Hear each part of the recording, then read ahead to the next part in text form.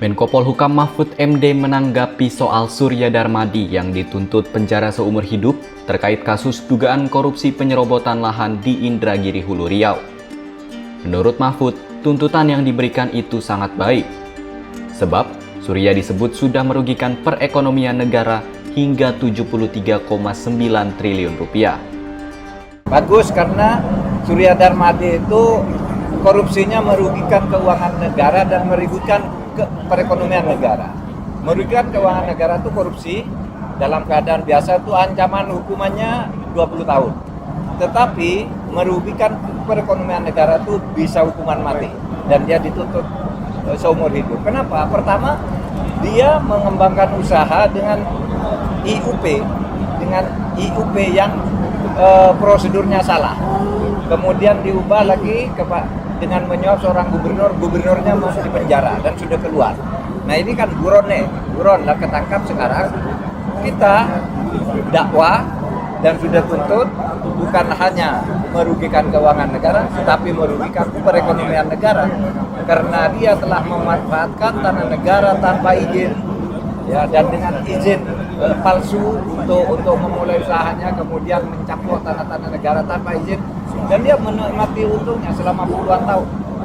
Dia di luar negeri ambil uang keuntungannya.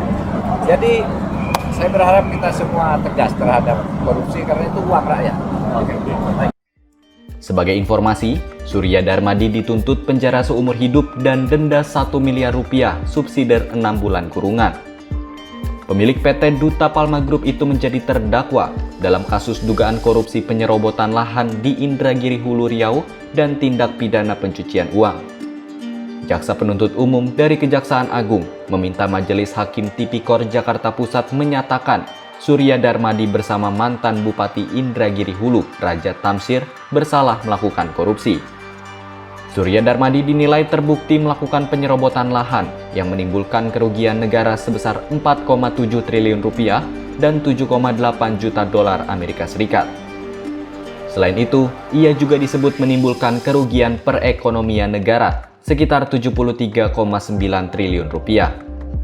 Tak hanya itu, Surya juga dinilai terbukti melakukan tindak pidana pencucian uang dengan mengalihkan uang hasil korupsinya menjadi aset ataupun mengalir ke sejumlah perusahaan.